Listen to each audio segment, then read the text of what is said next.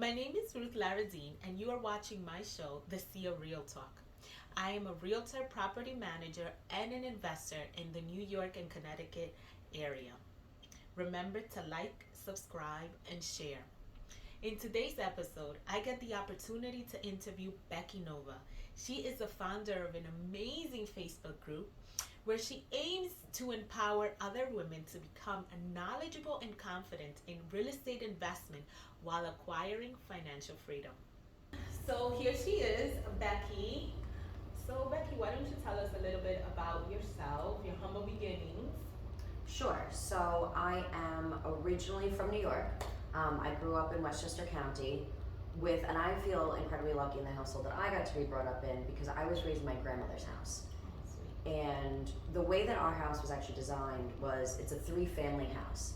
And it was built by my great-grandfather when my family moved to the United States from South America. And the way that they built it was to be a weekend home for the family that they can have the extended family all go to one place. And this was in where in Somers. Westchester? In Somers. Yes, so northern Westchester County. And what was cool about how they built the house, they decided to do this multi-family house. And the way that it was supposed to work was the main family lived on the first floor. That was my father, my grandmother, and some of his cousins. Then the top floor of the house was rented to the newlyweds of the family to live there rent-free for a year to get themselves on the ground and get comfortable after getting married. Yeah. Then the basement floor of the house was rented out to whoever needed an apartment, and that was like to kind of generate some extra income. Well, when my dad married my mother, he didn't move out of the house. He just moved upstairs, took that top floor apartment, moved my mom in, and then raised his kids there. So I have an older brother, then it was myself and my younger brother, and we were raised all in my grandmother's household. So he didn't follow the tradition. No, my father never paid rent, never moved out, and lived there. My family was there through my grandmother passed away in 2015, and then my parents decided to downsize, and they only sold the family home last year, Wow. which title was so confused because the house had never been bought or sold since it was literally built from wood. Wow. Wow. Yeah. That's amazing. And where's your family from? So one side of my family is the South American side, so they are from Ecuador and Venezuela. That's my father's side of the family. Okay. So I was raised really with my Venezuelan grandmother. So that was the cooking that I had in the household. That was the music that I had in the household. And we were very close with that side of my relatives. The other side of my family is Italian and Czech. Oh, that's an interesting mix. Very interesting mix. So, and it was very weird that then my maiden name is a very long, crazy German name. I saw your name, and I'm like, I'm not gonna try to pronounce it, but I know she said she has like Hispanic background, but this does not. No, but as some people may know about South America, there happened to be in the 50s a lot of German men that happened to be randomly wandering around South America. Okay. So my grandmother got married, had my father, got divorced, and when she remarried, she ended up marrying a German man. Wow. So that's where the last name comes from. Exactly. So I'm actually not German, How but do you pronounce your last name? Pfaffenbach. Okay. So I'm Rebecca Josefina Pfaffenbach. And do you know like a little bit of Italian, German? No, nothing. No. You wasn't really raised with that side of the family. No, that's my mother's side of the family. My mom's parents both died before I was born. I was never really exposed to that side of the family, so I don't have a very strong Italian heritage at all. Okay. I've always identified with what my grandmother and that way that she raised me. It was Spanish in the household when I was a kid. It was always Telemundo. It was whatever shows. It was bachata, merengue in the house, Yeah. salsa. That's what one of my favorite memories. So like I said, we had these three different levels of the house. My grandmother had rented the bottom floor to just strangers. When I was probably 5, 6, there was this newlywed couple living there. Now that I'm married, I look back on this with a different perspective. But this couple would just always be fighting. And they would be outside in the yard, like screaming at each other, and I would be like in my bedroom trying to sleep, and it would freak me out. So my grandmother ended up kind of having them move out, and then decided we weren't going to rent the basement apartment to anyone. So now we had these 3 floors. So on the weekend, it was our chore. We got paid an allowance of $1. My mom and my older brother would clean the top floor of the house. My grandmother and I cleaned the middle floor of the house, and then my dad and my younger brother cleaned the bottom floor. And really all that happened was that my grandmother would put on records, and she would teach me to dance for like hours. And then my mom would be like, okay, like 5 minutes. And my grandmother and I would grab cans of Lemon Pledge and just spray it around so it smelled like everything was clean, so that way I could still get my $1. And then my grandmother would go clean later on. But that was the side of the family that I was raised with. And then our extended family that's in the area is then the Puerto Rican side of my family, the Venezuelan side of my family. That was the parties that I grew up with. The Italian side, I just never participated in anything there, and I even know less about the Czech side of my family. Mm-hmm. And let me ask you, so because you relate more to the Hispanic side of your family, do you feel that growing up that set you back at all? So, good question. So here's how just funny little transitions have happened in my life. Where I grew up was actually a very Italian area. Okay. It was a very Italian area and a very rich area. I was not rich. So I already stood out because I was the poor kid at school. Then, since I wasn't the 100% Italian kid that had all those traditions like the other families, and also my skin tone was just darker than a lot of the Italians in the area where I lived. I was then almost set apart, and like I was reminded that I am not the Italian kid, that I was the Hispanic kid. So my entire childhood, it also then became just being in school that I was like, oh, well, you're not like the other Italians. So I was like, okay, it pushed me even more towards being, and I was very, very close with my grandmother. She was my parent. So it always pushed me towards that side. Then as I got older, and we'll get into this more like as my story changes, but now as I've gotten older, I then moved during my early 30s to a very Hispanic area, and then now all of a sudden I was called the white kid. And I was just like, who? Are you talking about me? Like, it was just so odd that all of a sudden then I became then the gringa. Yeah. When meanwhile I had never, and it was interesting when people tell you how you should identify. Yeah. I thought that was very odd that now all of a sudden other people were deciding what I was. Then, as you know, my husband's Dominican, and my husband was born in the Dominican Republic. He didn't even move to the States until he was 18, and didn't get citizenship till a couple years after that. So then it's almost another conversation of like, well, are you like more Hispanic than like me then? Yeah. And like it creates like a very, so like even now with his family, then I'm the white kid. Yeah. But yet, meanwhile, my entire childhood I was picked on for not being the white kid. That's funny, and it's crazy, but it happens. Yeah. It happens. That's why I'm always just like, I'm American. I was born in New York. I'm American. I don't like to attach the like Italian American, the Hispanic American. Like, I'm from here. Like, that's still like what my background is. But I have no problem being like, nope, I'm from here. Yeah. So you went to school in Somers. Mm-hmm. What college did you go to? So for undergrad, I actually moved down to Washington, D.C. I went to American University. So I have bachelor degrees in psychology and also pre-law.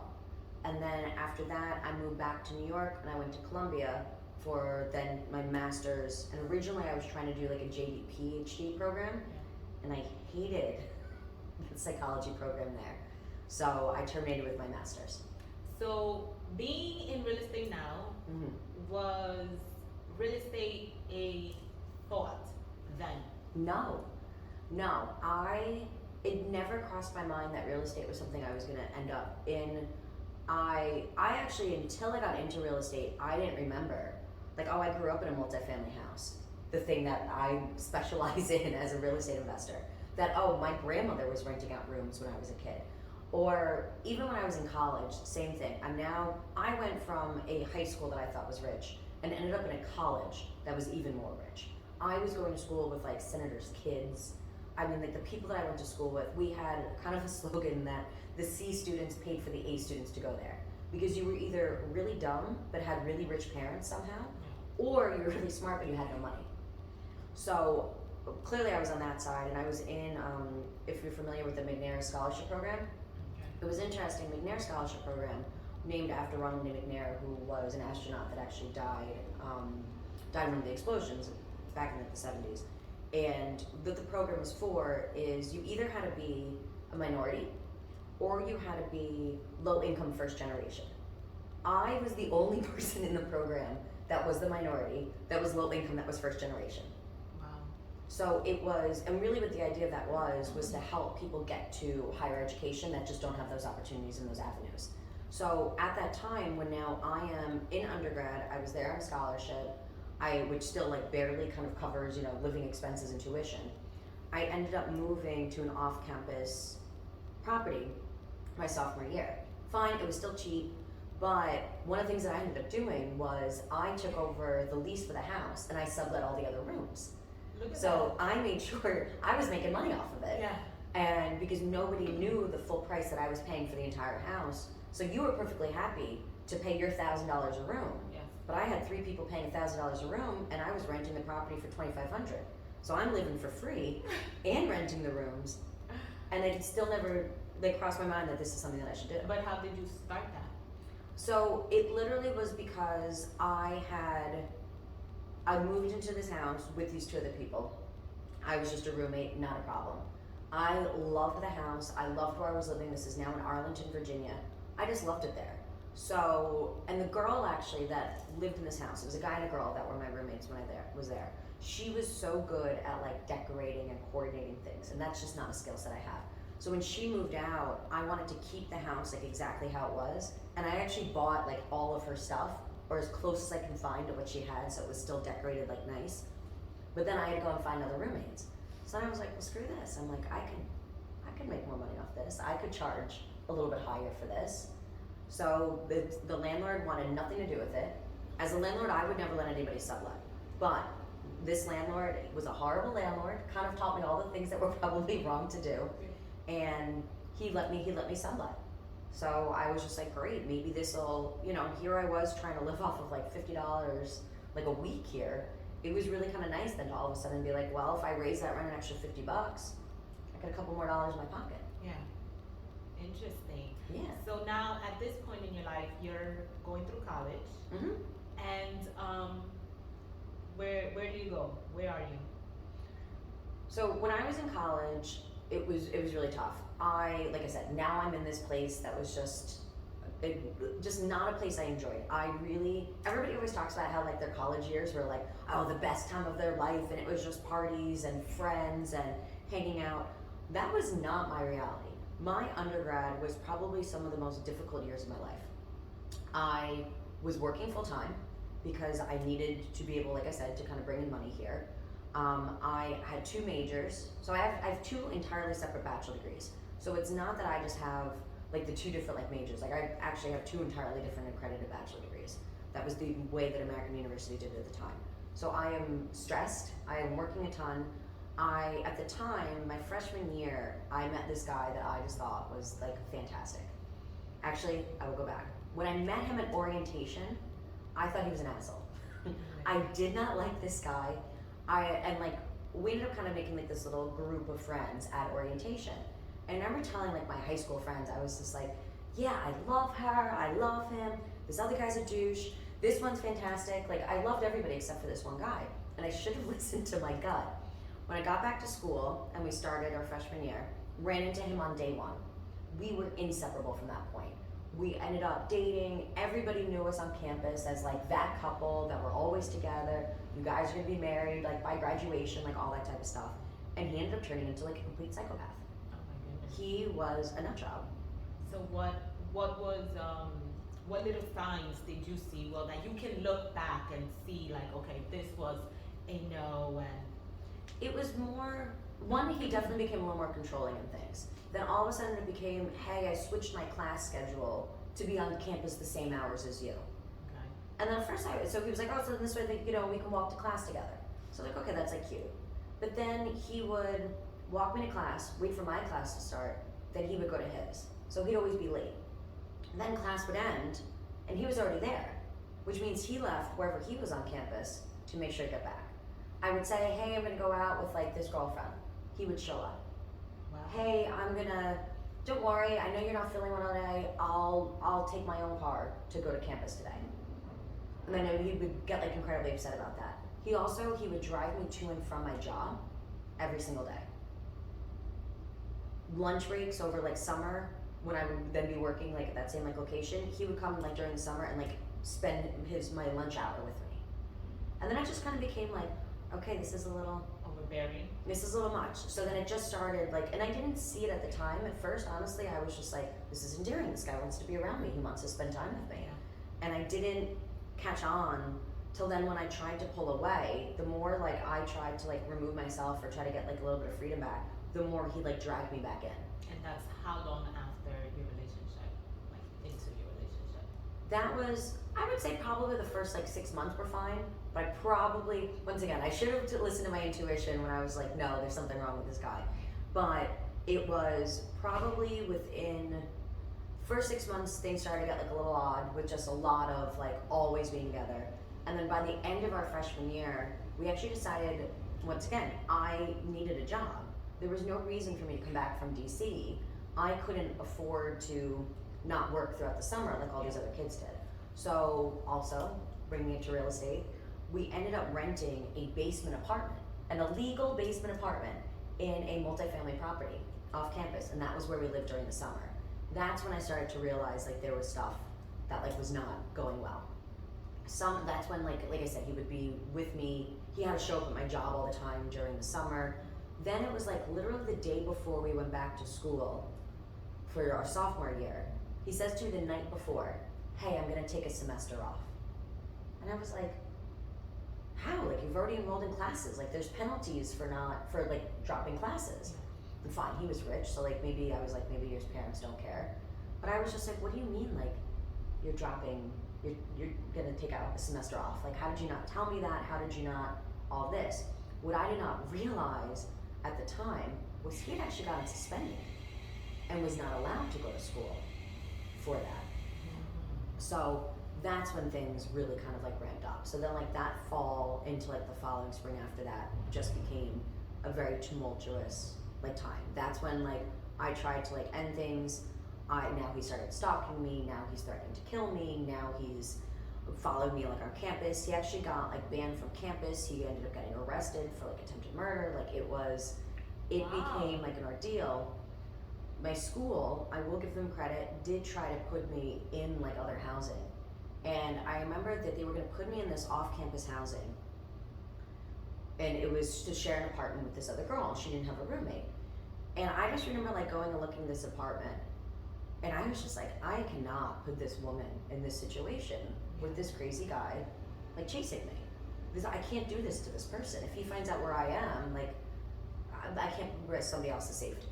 So he had.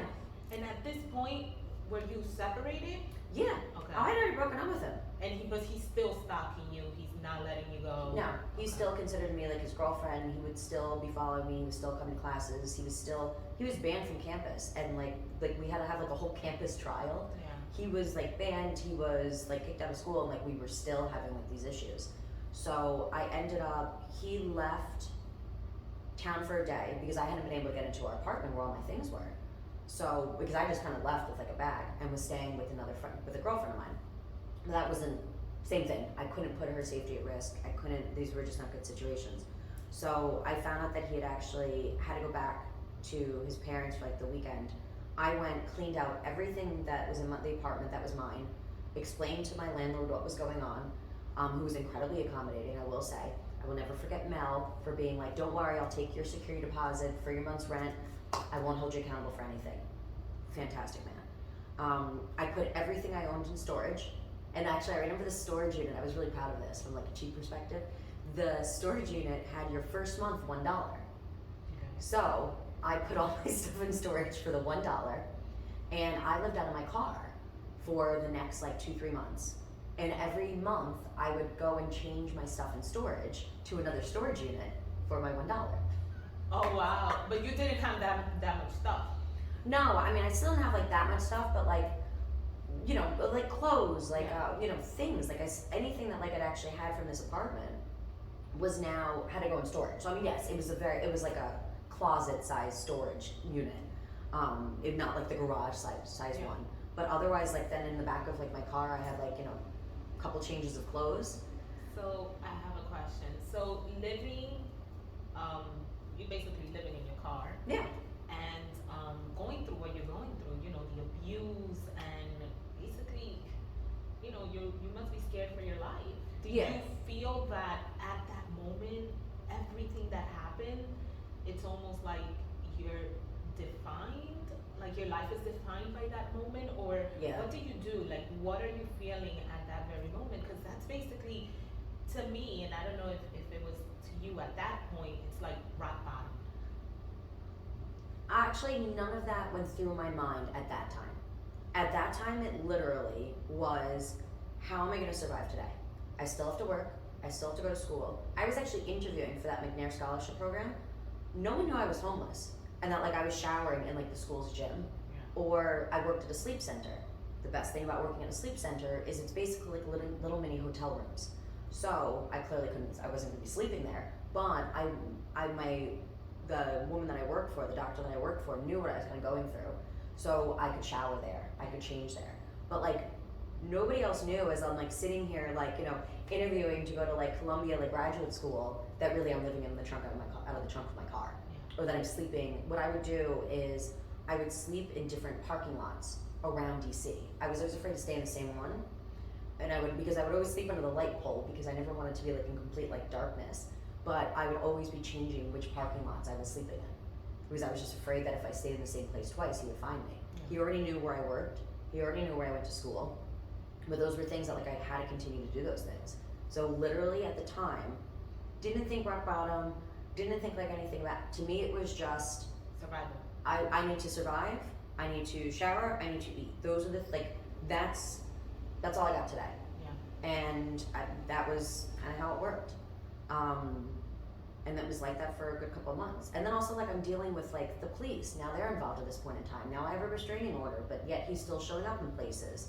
There's now a criminal case about it that like I have this court date and that court date, and I have to figure out how to get an attorney and all of these different things. And meanwhile I'm just like I just want like a bed. Like I Yeah. just want like a home. Like I just want to feel safe. So at this point, did you ever think to go back to your parents' house? No, never, It did not. You're going through all of this. And never. Why? I didn't really feel very supported.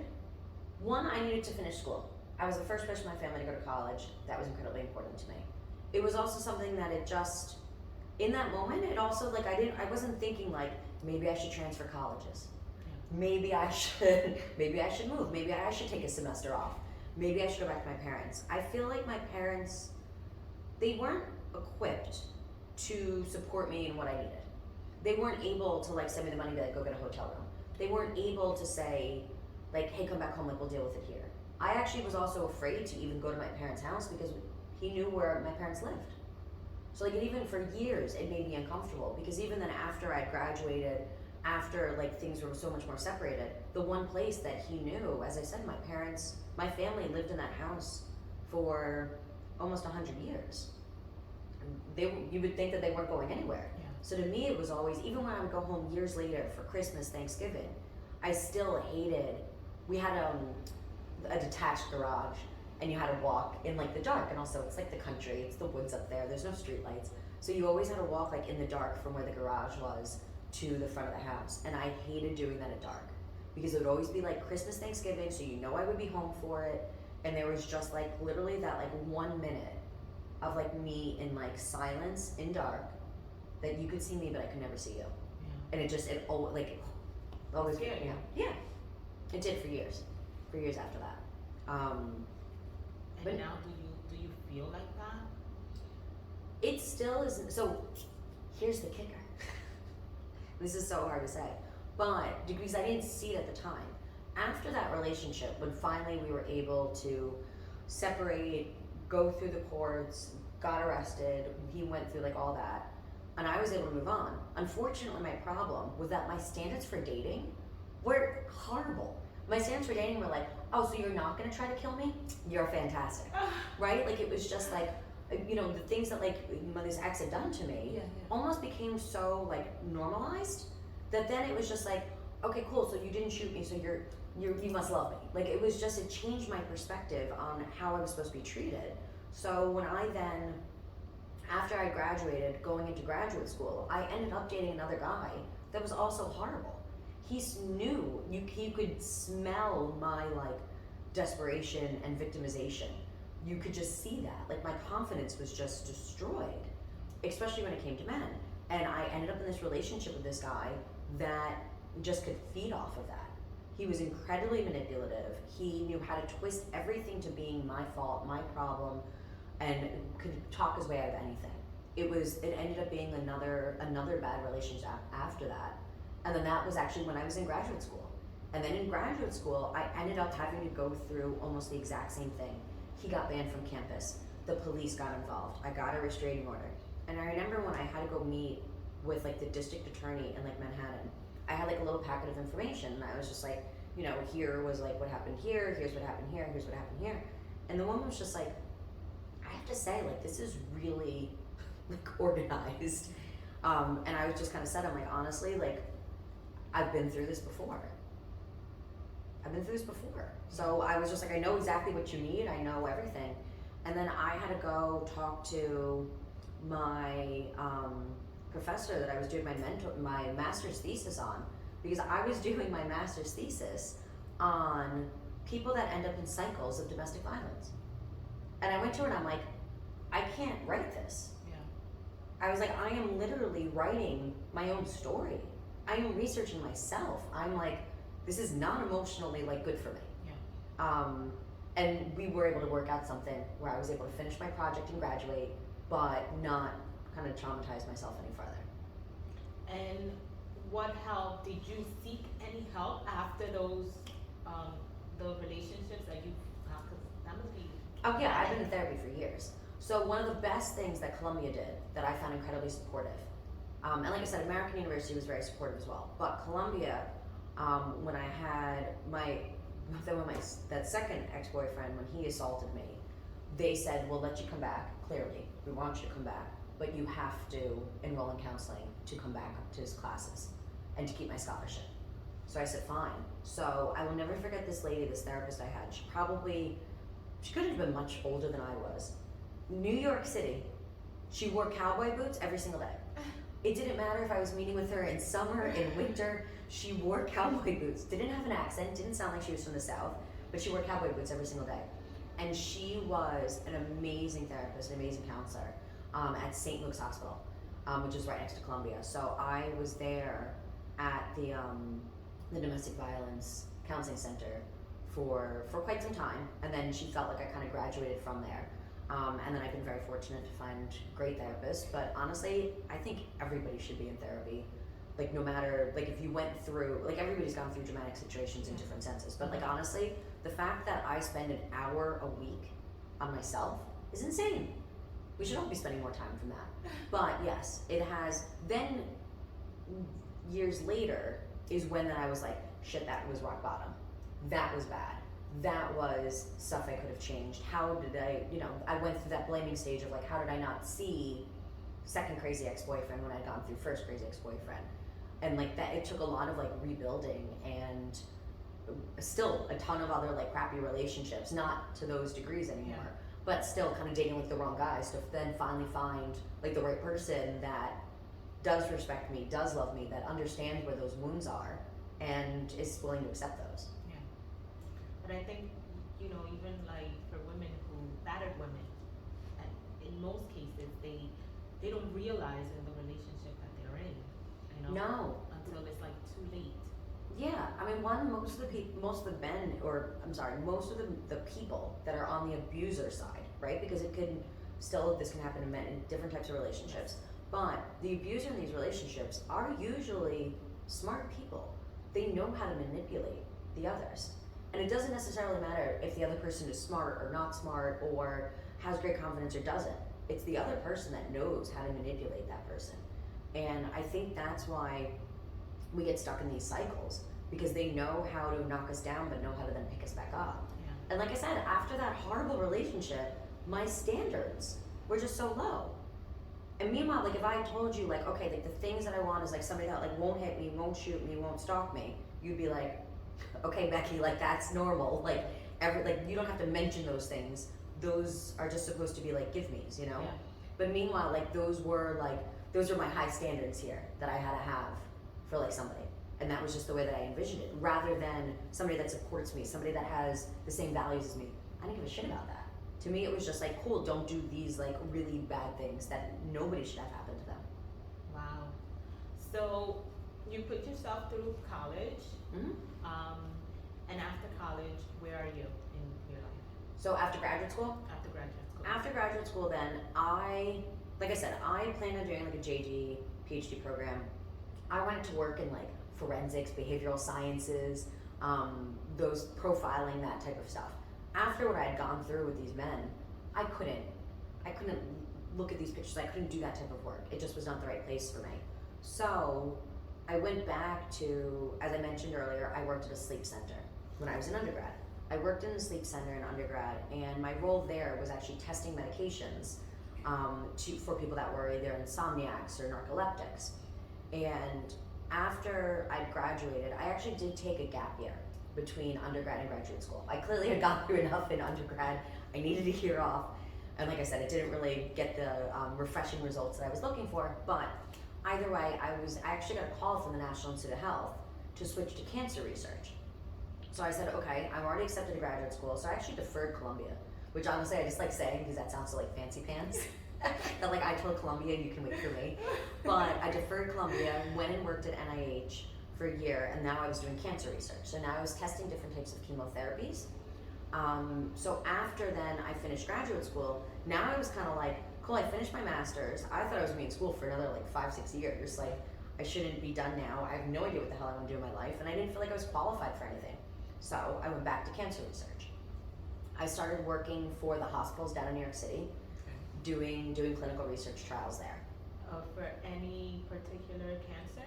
So my specialties are for end-of-life treatments. So people that have less than 3 months to live are usually the work that I do. Because I work with literally, hey, you tested this chemotherapy in a lab today, now tomorrow I'm gonna put it in a human. So usually we need people that are in a state where we can test that first phase of drugs. My specialties are actually blood cancers, so lymphomas are really primarily where my career has been. No way.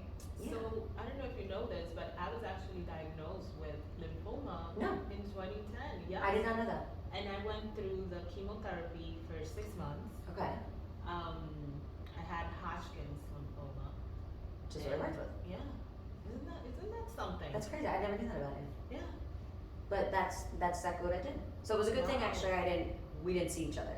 Right? Like, it's a good thing that we weren't working, that I was not on any, that you weren't on any trials, or that you were not in need of me. Yeah. So that's good. That's very interesting. Okay. Yeah. And you still do the cancer research?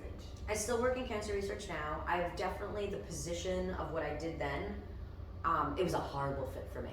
So now I got out of these like horrible relationships where like, I almost died. Now what I thought like my plans for like my future are completely like squashed. I have nowhere to go, no idea what the hell I'm doing. I'm living down in New York City, and now I am working, and my role as this research coordinator, I worked with patients. What I would do basically is a pharmaceutical company would work with the hospital and our doctor to do this research study. I was the one that actually took the patient through like the protocol. Being like, okay, so like on Monday you're gonna get your chemotherapy, then on Tuesday we're gonna do this test, Wednesday we're gonna do this test, and I'll see you in 3 weeks, right? So you're coming back for your cycles. Yeah. So that was the role that I had, was working directly with patients. Terminally ill patients, I had a pager, which back then was still cool, but I had a pager that I was on call like all the time. And then if there was a problem with patients or who's in surgery, I was there all the time. I am working like 7 days a week. I'm also this like horrible shell of like this woman at this point in time. So like I was like drinking too much, partying too much, and yet I'm working at this incredibly stressful job. It was not a good fit. I also felt like I I'm now, as a person that felt like they were lucky to be alive, I'm now watching other people die. That was not a good place for me to be. I needed to like see life, see like experiences, and just do something like different. That was actually probably when I was at like my worst. When I decided that I was gonna leave the hospital. And I was just like, that's it, I can't do this anymore. I am quitting. I literally wrote like my letter of resignation. And once again, grew up being a poor kid, I had like a 6-figure job here in my like early 20s. Yeah. Wrote my letter of resignation. I then went out to a bar, and it was a Monday night because it was like legit me and the bartender. Like there was like nobody else at this place. And I was like, that's it, like I'm moving. Where should I move to? Bartender's like, lady, like I don't know where you should move to. Like I don't know you. Like what are you talking about?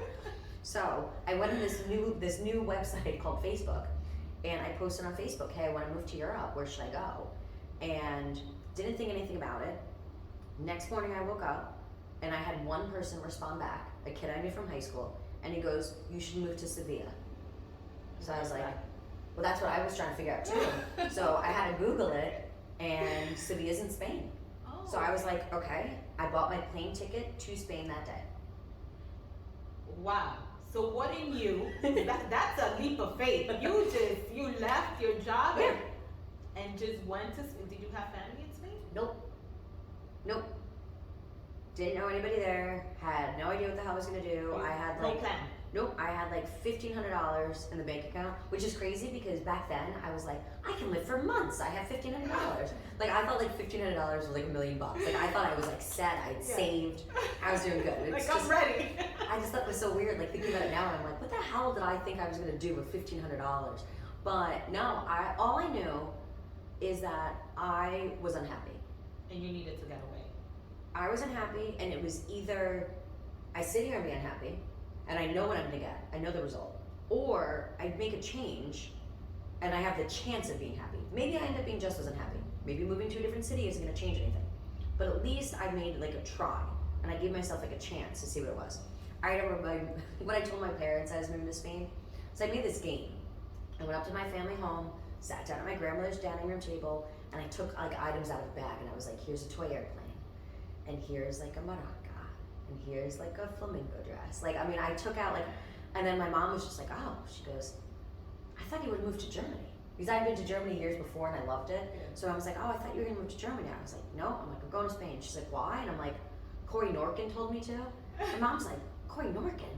She's like, you guys got into like a fight over like the limo for prom. She's like, he's gonna send you to a horrible place. And I'm like, Mom, that was like 10 years ago. I'm pretty sure Corey got over the fight about the limo, you know?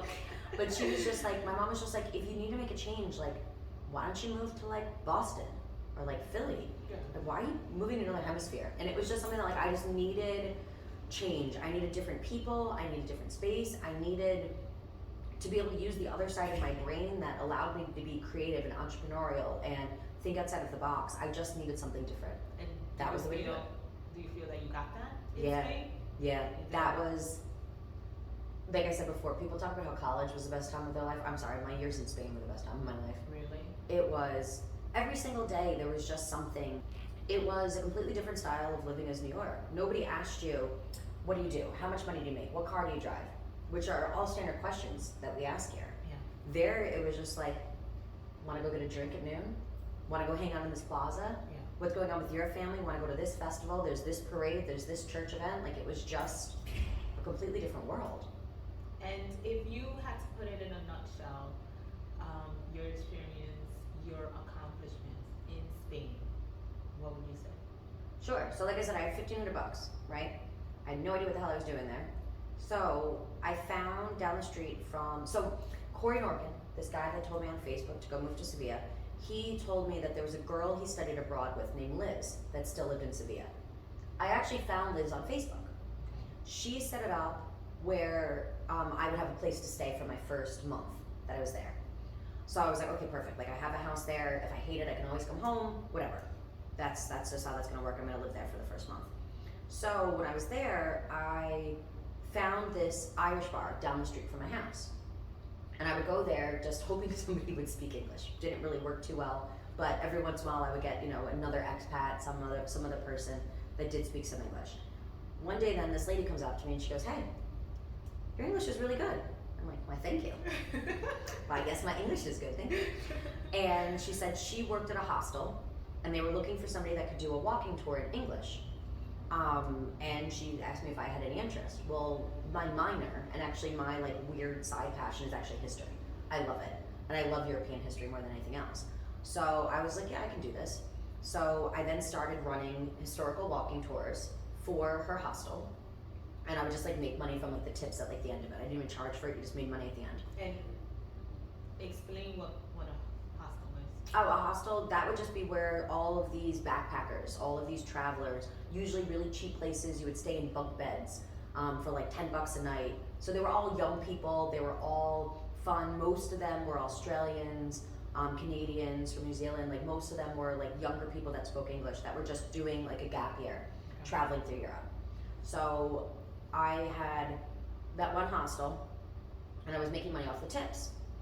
Then I ended up having, at the end of one of my tours, a guy come up to me and he's like, hey, I own a hostel down the street. I'm losing business because everybody's going to their hostel to go to your tour. Why don't you do tours for my hostel? So I was like, there's something to this. So then I started running tours for his hostel and all the other towns and all the other hostels in Sevilla. I expanded to other cities, was running tours for them. I was doing walking tours, taking people out for traditional Spanish tapas dinners, taking people to flamenco shows, pub crawls, running events at like the hostels themselves. I would do pregame with like beer pong.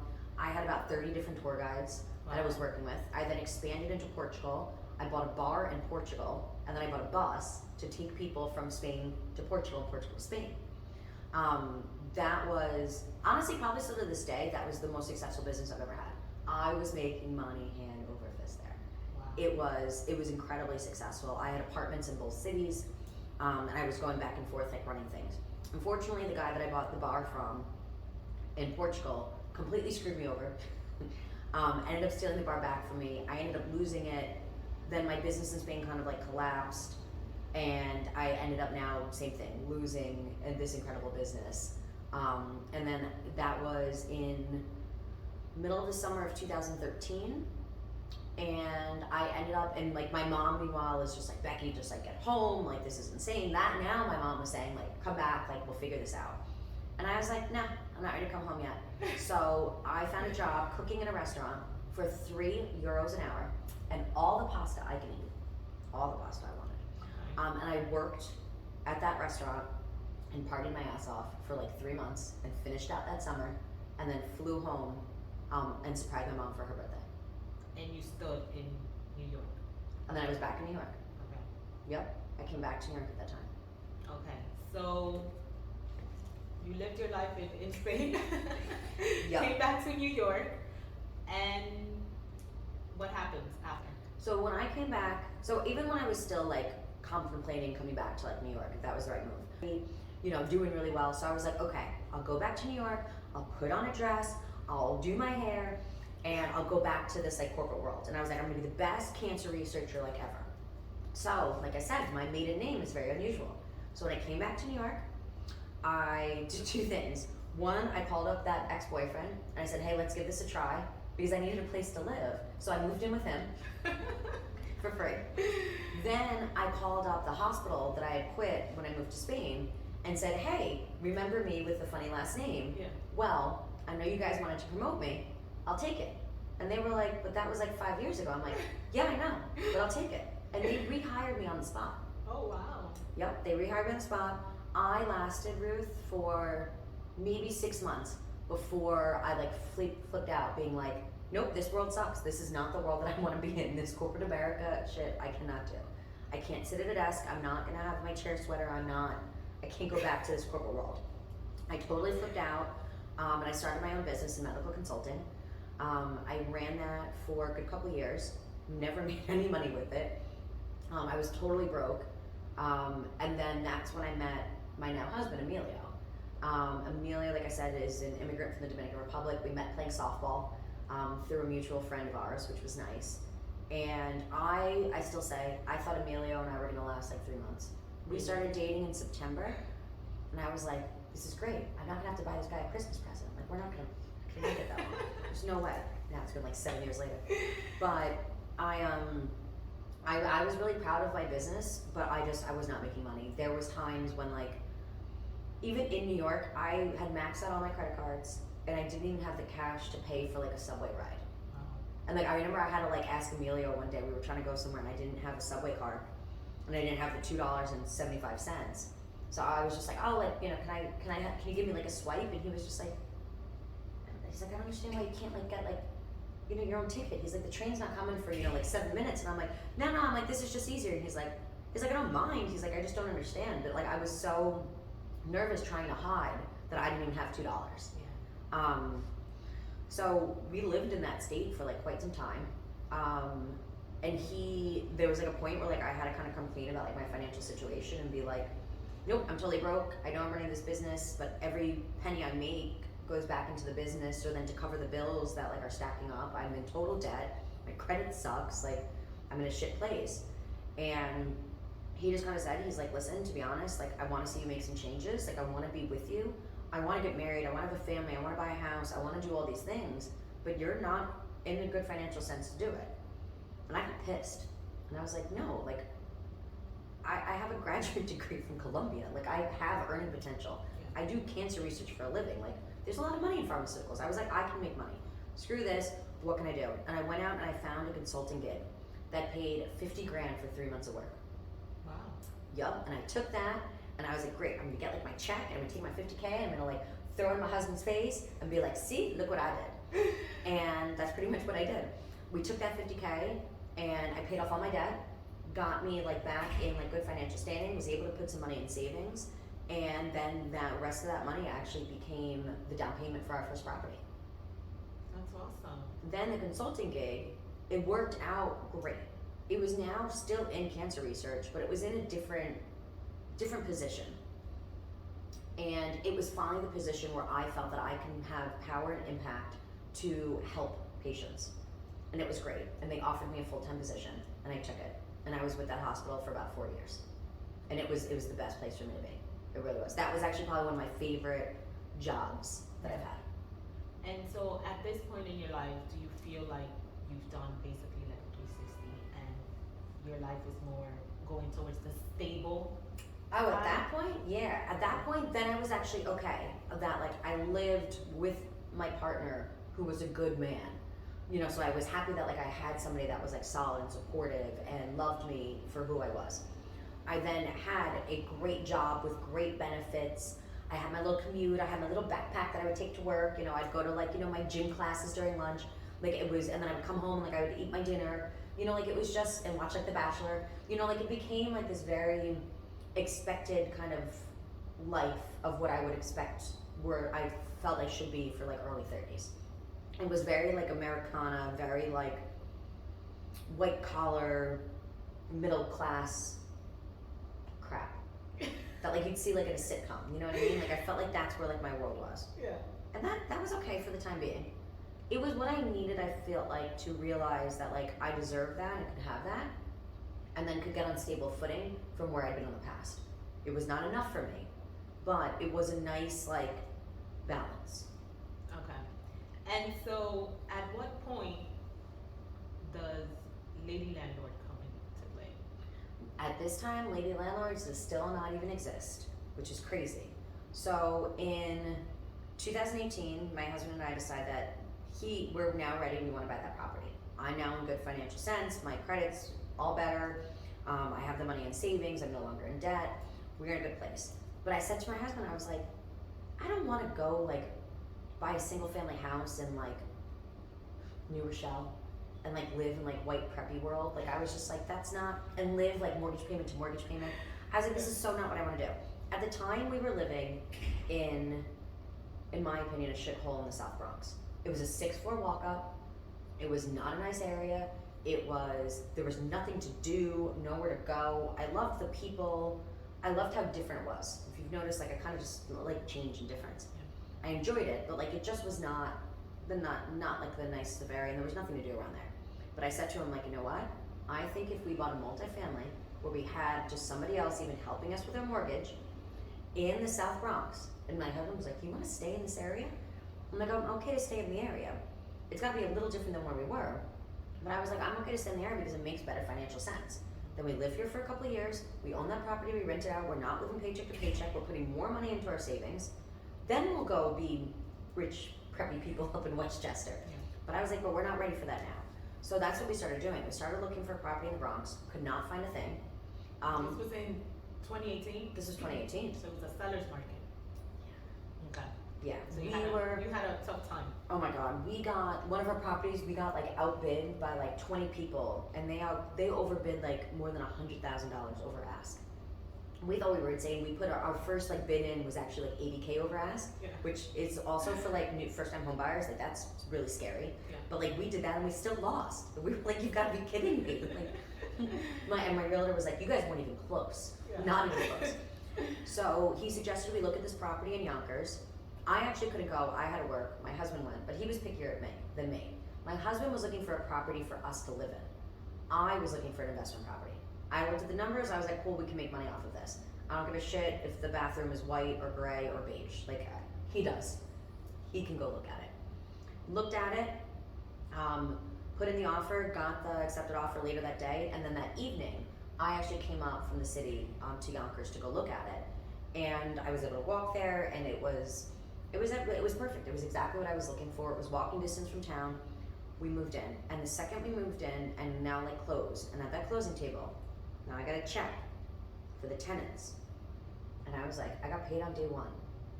I actually sat at the closing table. Oh, I'm buying another property. And my realtor and my mortgage broker were like, yeah, you can't do that. And I'm like, okay, I can. I'm like, I don't know how, but I'm gonna figure this out. So I would call my mortgage broker and my realtor probably like weekly and be like, hey, what about this? No, you can't do that. Hey, what about this? And all I was doing, that's when I started finding like Bigger Pockets and the Westchester Real Estate Investing Group and all these other communities. And I spent really that year. We then ended up finding a multifamily. We then bought a 4-family. We bought our neighbor's property with a parking lot. Exactly 1 year to the day. May 22nd, 2018, May 22nd, 2019. Wow. We now bought second property. Still, no Lady Landlords is in existence. We made it all through that. We then bought another property in the Dominican Republic. Now we are at February of 2020. Okay, I work in the medical field. I see some writing on the walls. Things are kind of going a little different. We now kind of get into March. My husband, who's a bartender, bars are now closed. He is home. And I'm like, great. This is why we need more income coming in from rental properties. So that way you don't have to work. If I lose my job, we have security. We need to do this. My husband does not want to hear about this. He does not want to talk about real estate. He is annoyed with me that I'm talking about real estate. And I'm like, you know what? Screw you. I'm going to go make some friends on the internet. So I started Lady Landlords. Because also now I'm angry at my husband, so I was like, I don't really want to be around men, so we're going all women here. So I was like, okay, we're gonna do Lady Landlords. I literally thought Lady Landlords would be like me and like my best friend and like my mommy that like I would have added to the group, and it would have never turned into anything. That was what I thought Lady Landlords would be. We ended up then getting, when I first started, we were having 100 women a week join the group, and then it became like 200 a week, and then it became like 300 a week, and now a year and a half later, we have 20,000 women in the group. That's amazing. Yeah. But that goes to show that there was a need. 100%. There was a need, and Absolutely. you came up with the idea, put it out there, and Yeah. and it's amazing because and I'll let you speak a little bit about the group because I'm part of that group too, And that's how I we love met. it. We wouldn't have been Yes. here That's without a true. Facebook group. That's true. That is How true. weird. So, what goals did you have starting Lady Landlords? Honestly, when I started Lady Landlords, I was just like, I just want some other people that I can talk real estate and bitch about my husband with. That was it. I didn't care at the time. If you look back, if you really are bored and have a ton of time on your hands, which I know you don't, if you go back and you look at like the first couple posts in Lady Landlords, it's just completely different. It was different topics, different ways that like I was communicating with people, because I never thought about it as a platform. I never thought about it as goals, as a business, as a movement. I didn't think about it at that time. To me, it was just cool. We're all stuck at home. It's exactly. Let's have some community. Let's kind of like talk about what's going on. And at the time, by that point now, I had 10 rentals. I had questions about, I didn't think about this situation. What do I do? Huh, now I have this situation. This tenant called me with this problem. I don't know what to do. So it was, to me, it was really just supposed to be a sounding board for, I have this problem, I don't know anybody else that's a landlord, who can I talk to? And get kind of then that female perspective. That was really all it was supposed to be. Then, as kind of time went on and more women kind of started joining, then it became, hey, this resource would be helpful. Hey, this resource would be helpful. So I was like, okay, I can create those resources. And that's when then, now we have the Lady Landlords Beginners course, the Lady Landlords Intermediate course for those looking to scale their properties. Now we have creative financing workshops. Now we have anything that you can kind of ask for. And I'm still in this, only a year later, I'm still now in this creation mode of saying, what do women need? What can I give them to support them? So let's do that. I launched the Lady Landlords podcast in January, purely because like people, I needed another way to be able to like disseminate information. Yeah. And so, why don't you tell us how people can get in touch and become part of Lady Landlords and follow you, and what information you have to help women? Sure. Best way for any woman that's interested is to find us at Lady Landlords on Facebook. You can join the large group there. You can also find me on Instagram at BeckyNova24. And then also the Lady Landlords podcast is going to be your next best asset. We have about 40 episodes now, which is crazy. About 40 episodes now. They're all educational based. They all walk you through different scenarios. And then if any of that is confusing or you can't find me, go to lady-landlords.com. That is our website. You can contact me through there and find about information about all of our courses, podcasts, YouTube channel, all of that at lady-landlords.com. Awesome. And I have one last question. Okay. So, going through everything that you've gone through, between your struggles, because you've struggled, your rejections, your failures in life, and being at the point that you are today, the successful woman that you've become, what recommendation do you have for that woman out there that is currently living through that rock bottom stage? Gotcha. If you're listening to this and you're in that scenario, the best advice I can give you that I touched upon that I did not do is I didn't ask for help when I needed it. I didn't. I didn't seek therapy when I was going through that. I didn't ask friends or family for a place to stay when I was homeless. I didn't get the help that I needed to get myself out of that situation. It is not easy. It is not something that your life's going to change overnight, but every day do something to make a change, to improve where you are now to where you want to get to. Every single day, just do something to help yourself. That's good advice, and I think that we also need to remember that it's okay to ask for help. Yeah. It is okay. So I want to thank you again. Of course. For giving your time to and allowing me to interview you. I think it's important for people to listen to your story and know that you just didn't become successful overnight, and that you are only human, and you went through struggles, you went through failures, and you're successful. Yeah, and everybody out there is struggling with something in some fashion. Nobody has it easy. We all have things that are going on in our lives, and I hope that this episode helps somebody else say, I need to make a change, I need to take action, and to go after what they want. That's awesome. Thank you. You're welcome.